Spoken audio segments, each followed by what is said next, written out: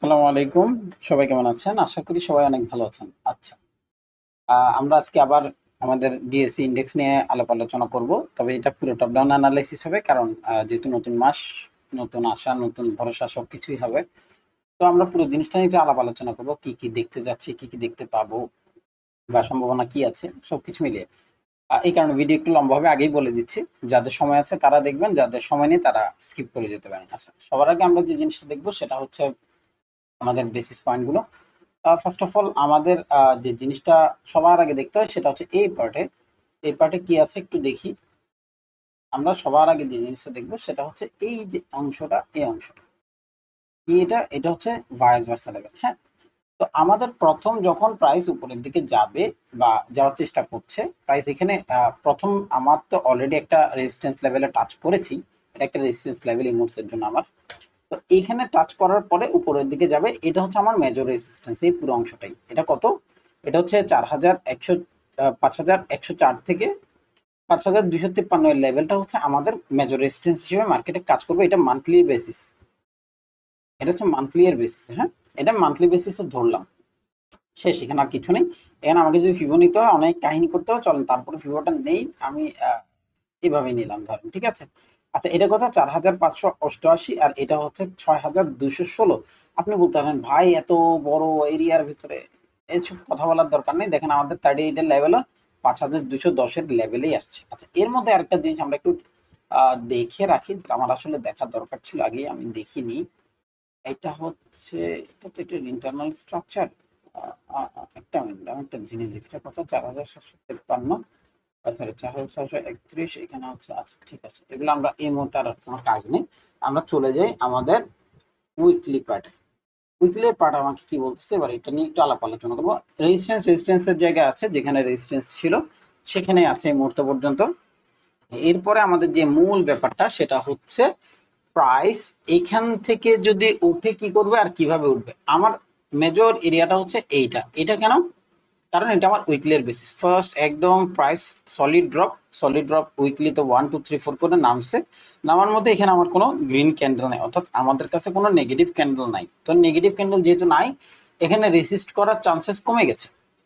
আচ্ছা, এটা কি কেন আমি রেজিস্ট্যান্স হচ্ছে, কারণ প্রাইস যখন উপর থেকে ড্রপ করছিল তখন প্রথম মেজরলি এখান থেকে প্রাইসে মুভ আপ করেছে, এবং এটাকে ব্রেক করার সময় দেখেন এই ক্যান্ডেলটা ক্রিয়েট হয়েছে ইনডিসিসিভ।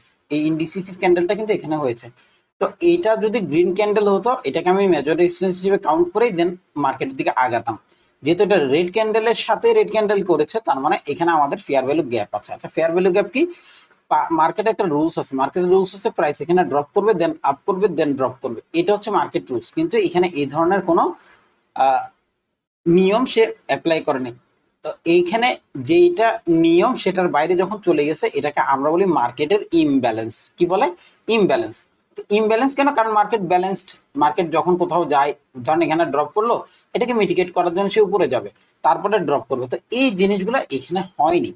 তো হয়নি যেহেতু, সেক্ষেত্রে আমার কাছে মার্কেটের একটা ব্যালেন্সের বাইরে গিয়ে মার্কেট ট্রেড করেছে, সেটা ইমব্যালেন্স। তো এই ইমব্যালেন্সটা আমার কাছে এই মুহূর্ত পর্যন্ত এইখানে আছে। এরপরে এটুক পর্যন্ত, সরি এটুক না, এইটুক পর্যন্ত যেহেতু প্রাইস এটাকে ড্রপ করেছে। তো এই গ্যাপটা ফিল আপ করার জন্য মার্কেট উপরের দিকে আসতে পারে, এমন না যে আসবেই। তো এইখানেও যদি এই ধরনের কোনো ফেয়ার ভ্যালু গ্যাপ থাকে, অর্থাৎ এইটা শুধু উঠতেই থাকলো, উঠতে থাকো, উঠতে উঠতে এইটুক পর্যন্ত যাবে, প্রাইস আবার আলটিমেট ড্রপ করবে। তো এই জিনিসগুলো মার্কেটে চলতে থাকে, এটা মার্কেটের একটা রুলস অ্যান্ড রেগুলেশনস এর মধ্যে আসলে পড়ে। চলেন এবার আমরা আমাদের হাইটাকে নেব, এবার আমরা আমাদের লোটাকে নেব। তা আমরা প্রথম দিনই বলেছিলাম আমাদের এখানে একটা এরিয়া আছে, সেটা হচ্ছে এটা না, আসলে আমাদের মেজর এরিয়া হিসেবে কাউন্ট হবে এটা। আমাদের 4837-এর লেভেলটা হচ্ছে আমাদের প্রথম রেজিস্ট্যান্স লেভেল। যে লেভেলটা সে টাচ করার পরে কিছুটা রিট্রেসমেন্ট এসছে। এরপরে 50-এর লেভেল হচ্ছে 4913। আমাদের এইবার আসবো উইকলির বেসিসের ক্যান্ডেলগুলোর দিকে। এখন এখানে যে ক্যান্ডেলগুলো ক্রিয়েট করছে, এগুলো খুব স্ট্রংলি মার্কেটের বায়াস ক্রিয়েট করছে। বিশেষ করে এই ক্যান্ডেলটা তো হিউজ একটা বায়াস এনেছে মার্কেটে যখনই ক্লোজ করেছে। কিন্তু একটা জিনিসের দিকে যদি তাকাই, এই যে প্রাইসটা এখান থেকে এটুক পর্যন্ত মুভ করেছে, লাস্ট উইক কিন্তু সেটা করেনি। তো আগামী উইকে এমন হতে পারে যেখান থেকে প্রাইস যাচ্ছে, হয়তো আমরা গ্রিন ক্যান্ডেল পাবো, তবে এই আগামী যে উইকের যে ক্যান্ডেল হবে সেটা হয়তো এটা থেকে আরেকটু ছোট হবে বা তার কাছাকাছি হবে। তো আমাদের এখন পর্যন্ত বেসিস পয়েন্ট এইটা যে প্রাইস 50 এর লেভেলে যাবে বা তার কিছু উপরে যাবে, 61 পর্যন্ত গেলে অনেক বেশি অবাক হওয়ার কিছু নেই। যদি 61 পর্যন্ত চলে যায় সেক্ষেত্রে দেখা যাচ্ছে আমাদের ক্যান্ডেল বড় হয়ে যাবে বা বড় হতে পারে, কিন্তু 61 এর পরে মার্কেট কম বেশি কিছুটা হলেও তো রিট্রেসমেন্টে আসবেই, এমনটা আমার আশা আছে। তবে আমি ততক্ষণ পর্যন্ত এটা বলতে পারছি না যতক্ষণ পর্যন্ত আমার ডেলি এর ক্যান্ডেলের দিকে আমি যাচ্ছি না। আচ্ছা, ডেলি এর ক্যান্ডেলের দিকে যদি যাই, এবার আমরা ডেলি এর ক্যান্ডেলটার দিকে যাব। আমার এই এরিয়াটা এই মুহূর্তে রেসিস্ট্যান্স লেভেল হিসেবে মার্কেটে কাজ করছে, যা আছে সব ডিলিট করে দেবো। আমি এবার পুরো জিনিসটা ক্যান্ডেলস্টিক্স এর উপর ভিত্তি করে আপনাদের সাথে একটু আলাপ আলোচনা করবো। প্রাইস প্রথমে ড্রপ করলো, দেন হাই, দেন লোজ, দেন একদম সলিড রান বাই। এখান পর্যন্ত মার্কেট বাই করেছে, কেন এটা রেজিস্ট্যান্স সাপোর্ট লেভেল ছিল, সেটাই মার্কেটকে রেজিস্ট করে ড্রপ করেছে। এটা মার্কেটের রেজিস্ট্যান্স ছিল, এখান থেকে মার্কেট সাপোর্ট করে উপরের দিকে গিয়েছে। তবে একটা জিনিস বলে রাখি, এখানে যে দুটা ক্যান্ডেল আপনি দেখতে পাচ্ছেন, এটা হচ্ছে ইরান ইসরায়েল যুদ্ধের দিনে দুটা দিন হয়েছিল। এটাকে আমি ইগনোর করব, তার কারণ হচ্ছে এটা একটা আনসার্টেনিটি ছিল। প্রাইস এটুক পর্যন্ত ড্রপ করার কথা ছিল, প্রাইস হয়তো এটুক পর্যন্ত ড্রপ হতো তারপরে উঠে যেত। তো যাই হোক, যেটা গেছে গেছে, সেটা নিয়ে এই মুহূর্তে কোনো টেনশন নেই। আমাদের এই মুহূর্তে সাপোর্ট এইটা, প্রাইস যদি কোনো কারণে এখানে ড্রপ করে তাহলে এই উইকে এটুক পর্যন্তই ড্রপ করবে, এমনটা আমি আশা করছি।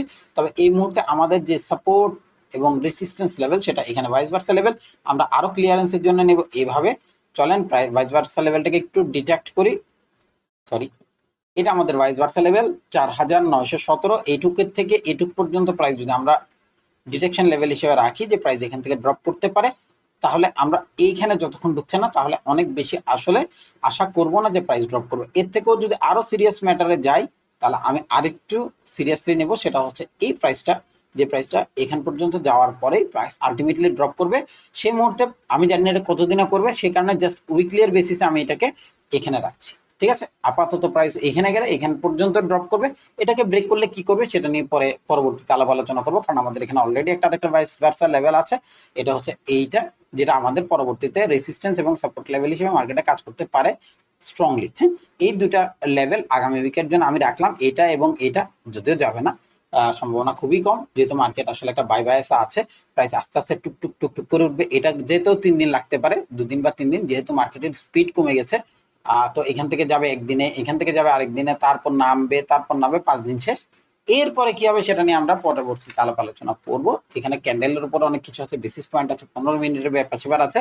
উইকলি বেসিসে এখন পর্যন্ত আমার টার্গেট এটার উপরে যাবে, গিয়ে কিছুটা রেজিস্ট্যান্স করবে, রেজিস্ট্যান্স করে আবার উপরের দিকে যাবে, দেন আমরা হয়তো এখানে আমরা আমাদের মার্কেটটাকেই পাবো। অর্থাৎ আগামী 2 উইক আমাদের মার্কেট এখানে ভেতরে যাবে, যেটা আমার এটা মান্থলি বেসিসে ছিল। সেই কারণে আমি আসলে ভিডিওটা একটু বড় করেছি। আমার আগামী উইকে আমরা শুধু উইকলি বেসিসে মার্কেটটাকে দেখবো বা করব। তো আমাদের এই মুহূর্তে পর্যন্ত টার্গেট এটুকুর মধ্যেই, সেটা হচ্ছে 4996 থেকে 4813 উপরের দিকে যাচ্ছি, তাই আপাতত এইটুকুই বলছি। পরে কি হবে সেটা নিয়ে আমরা পরবর্তীতে আলাপ আলোচনা করবো। আমাদের মার্কেট কিন্তু অনেক উপর পর্যন্ত আছে, এইটুক পর্যন্ত মার্কেট আছে। এগুলো নিয়ে আমরা পরবর্তীতে যখন যেভাবে যাবে ওভাবে আলোচনা করার চেষ্টা করব। ধন্যবাদ, সবাই খুব ভালো থাকবে।